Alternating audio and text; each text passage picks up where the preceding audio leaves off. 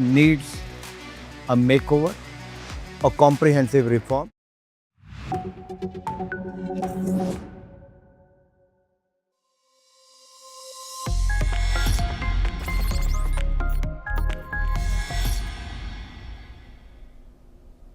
Hello and welcome. You're watching Trending Tech on NewsX World, where we bring you the latest breakthroughs and trends from around the world. AI is transforming many things across the world, one of them being the way consumers shop today. With a shift towards personalized data-driven experiences now, AI is not just improving e-commerce, it's changing how products are discovered and purchased. Consumers are increasingly trusting AI chatbots and search tools, particularly in fashion and beauty over traditional reviews and the influencers. Platforms like TikTok and Instagram are integrating AI into feeds, making it a key driver of product discovery, especially among Gen Zs. As AI continues to reshape the retail landscape, it's transforming everything from loyalty programs to holiday shopping strategies, and the future is poised for even greater innovation. To discuss all this and more, joining us now is Ms. Sky Canavis. She's a principal analyst on the retail and e-commerce desk at eMarketer. Her work spans around the categories of fashion, beauty, and luxury. Moreover, her subject matter areas of expertise include loyalty, social commerce, marketplaces, holiday retail, and Chinese e-commerce. Before joining eMarketer, Sky was content director at Jing Daily, where she led a team producing in-depth research reports on China's luxury sector. Thank you very much for joining us, Ms. Sky Canavis. My first question to you is, we're hearing that AI isn't just improving e-commerce, it's fundamentally changing how consumers shop. From your research at eMarketer, what's the biggest behavioral shift you're seeing in how people discover and buy products with AI? Well, one of the biggest shifts is just how rapidly consumers are adopting AI and using it in all sorts of different ways in their shopping journeys, for product recommendations, product research, and now they can even buy through AI platforms, although that's still very nascent and new. I think one of the biggest broad shifts we're seeing in how consumers use AI and the impact that's having is in this transition from keyword-based search to conversational and more multimodal forms of inquiry. And that in turn will shape how retailers respond. So we're still in the very early stages of this shift, but we can see that even traditional search behavior is being impacted. So search engine queries on a platform like Google are becoming much longer. It's no longer a string of a few keywords, but they're more likely to be full sentences or questions that have a lot more nuance and context behind them. And users are also incorporating a lot more voice search and visual search as well. Are consumers beginning to trust AI chatbots and generative search tools as personal shopping assistants, particularly in fashion and beauty, or are they still relying more on traditional reviews and influencers? I think the traditional reviews and other forms of authentic user-generated content are still very critical to the consumer journey, and that's no matter whether the consumer is going straight to the source, to the content from users or creators or reviews, or whether they're using an AI chatbot or assistant.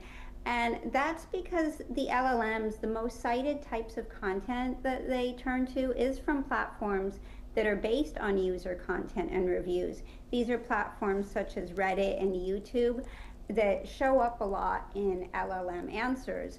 So the LLMs are relying on creator content and reviews for authority, and shoppers also tend to go to those sources to validate their answers, the answers that they're getting from AI chatbots. So they might get a response that tells them about a product or refers to certain reviews, and then they go and look it up again. In terms of beauty and fashion, I would say the use cases are somewhat divided among these two.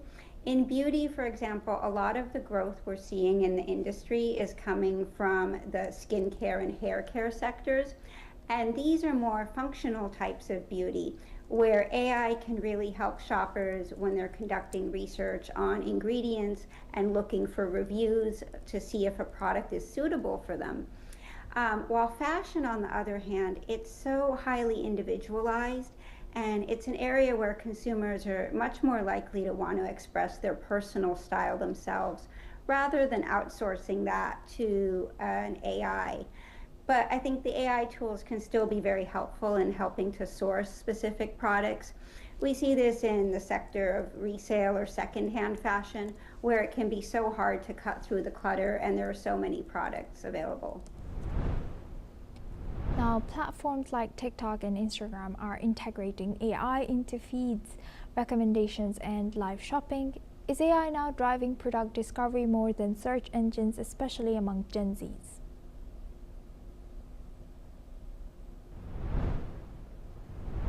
No, a lot of Gen Z discovery has shifted to those social platforms, and their algorithms are a big part of what drives their success. But I would say that outside of social, AI platforms are still pretty nascent as a discovery channel. And that's from our own research at eMarketer on the consumer path to purchase.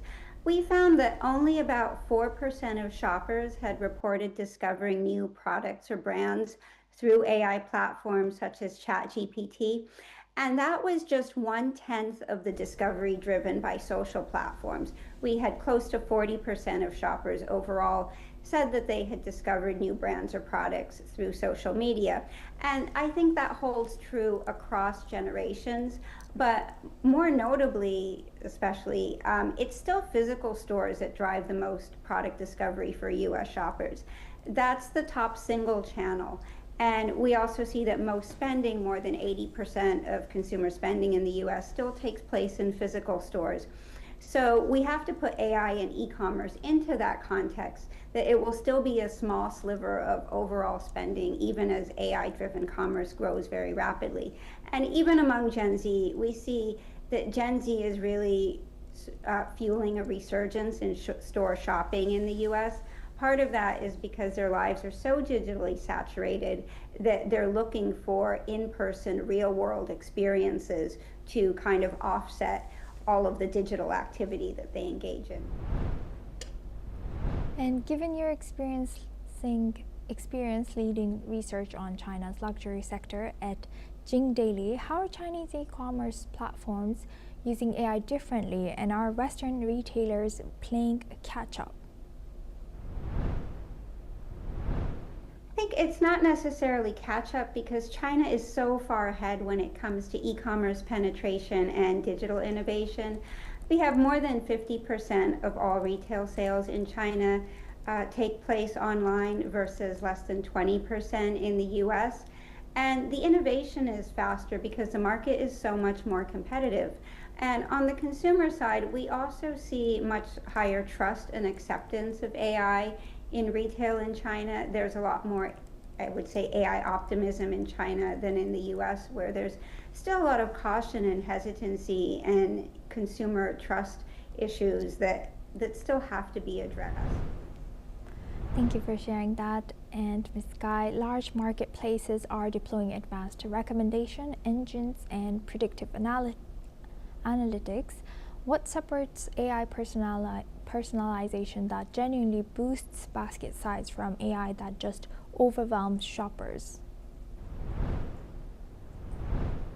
So I think one of the most interesting developments I'm keeping an eye on is how the major retailers are integrating their AI shopping assistants throughout the shopping experiences, both on their apps and websites.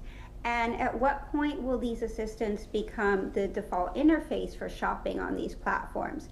So here in the US, Amazon has Rufus and Walmart has Sparky. And when they first launched, they were essentially buttons that a user had to proactively tap on to start a conversation with them. And now we see them taking a much more proactive role. They're appearing on the home screens, offering to restock frequently purchased products. They're appearing as prompts showing FAQs on product detail pages. So these create many more opportunities for shoppers to interact with them, and become accustomed to having that ever-present shopping assistant accompanying them on their shopping journeys. So I think it's a gradual approach, but from our research, we see that more consumers are finding these tools to be helpful than not helpful. And so as a result, I think the conversion rates and basket sizes from shoppers that are using AI assistants will tend to be higher. And it's not necessarily causation, because one important point to note is that the shoppers using these AI assistants, they may already have a higher purchase intent or be more invested in making a purchase. And so that may factor into what drives them to use the chatbot in the first place. But the retailers are really seeing a strong positive correlation, and they're proceeding accordingly to move their shopping assistants into a more prominent role. Now, retailers have more consumer data than ever through loyalty programs. How is AI transforming loyalty from simple point systems to predictive, hyper-targeted engagement tools? So retailers have long been using machine learning and more traditional forms of AI to personalize loyalty offerings. I think what's different now is the ability to develop stronger and more dynamic loyalty relationships using new AI tools or more advanced technologies. So one of the most cited use cases among consumers for AI agents in shopping is to help them maximize loyalty points. That's according to some Salesforce research that we've cited. So there are opportunities for retailers to add more loyalty awareness to their native shopping assistants, and that would help their loyalty members make the most of their benefits. I think we'll also see retailers looking to integrate their loyalty programs into third-party AI platforms, such as ChatGPT or Gemini, so that shoppers using these platforms can enjoy the benefits of being a loyalty member through these channels as well. And holiday shopping is increasingly powered by AI forecasting and demand modeling. How much are retailers now relying on AI to determine pricing, inventory, and promotions, and where can that strategy backfire? So this is another area where traditional AI, machine learning tools, and predictive analytics have long played a role in retail, and their use is very well established, to the point that these are must-haves because they really help to improve efficiency and profitability. I think where we see the most innovation as well as potential for backlash is in pricing and promotions. So we already know that highly variable surge pricing is a reality in sectors like transportation, travel, and hospitality. And dynamic pricing is quite prevalent across online marketplaces where prices constantly fluctuate. But there's a big risk in personalization in pricing if different consumers are charged different prices for the same product based on an understanding of their past purchasing behavior or their demographic profiles. That would be perceived as price discrimination, and it's likely to provoke a strong backlash and erode trust among consumers.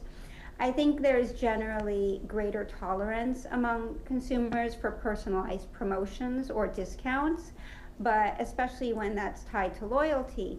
However, even there, in certain markets, it could be interpreted by regulators as price discrimination. So retailers have to walk a fine line there. And Ms. Guy, now looking ahead, which emerging AI tools or platforms, whether conversational commerce, visual search, virtual try-on, or agentic AI, do you believe will have the greatest impact on global retail over the next 5 years? I think the AI platforms like ChatGPT, Gemini, Copilot, Perplexity, these are all new channels that require new approaches from retailers. And retailers now have to prepare for a world in which there are three types of consumers. There's the human consumer, who now has heightened expectations around value, convenience, and customer service. And then there's the human consumer using AI, and that consumer's relationship with retailers and brands is mediated by LLMs now, and how the LLMs filter and present information. And then the third type of consumer is the AI agent, and that would be a consumer that is acting autonomously, is essentially a bot, and they can make decisions and purchases on behalf of consumers and interact with other agents. So there isn't as much human involvement involved. Now we hear so much buzz about agentic commerce taking over and agents taking over shopping, but that is a pretty far-fetched scenario. I think giving final say over spending is a really hard ask for consumers because it will come down to trust and how long it will take to win that confidently. I think over the next 5 years, the biggest impact is going to come from the rise of that hybrid human AI consumer. The human consumer will become even more sophisticated with AI playing a larger role. And retailers will really have to deepen their understanding of what both human consumers are looking for and what their AI assistants or agents are looking for and adapt to meet their needs. So the content and data will have to be optimized both so that bots can read it and surface it in conversations, and so that it appeals to the human consumer who is the ultimate decision maker. And I think that's a part of a journey that will take place not only online in digital environments, but also in stores. As I mentioned, most retail, more than 80% of spending still takes place in stores. Human consumers are increasingly bringing their AI assistants on their phones into stores, whether that's a retailer assistant or a third-party assistant or a chatbot, and how retailers, start to think about their store environments and the in-store shopping experience to meet the needs of the AI-powered human consumer is really going to be a great opportunity over the next 5 years. Thank you very much, Ms. Sky Canavis, for joining us on this episode of Trending Tech. With that, it's a wrap on this episode of the Trending Tech. For more tech updates and innovations, stay tuned to NewsX World.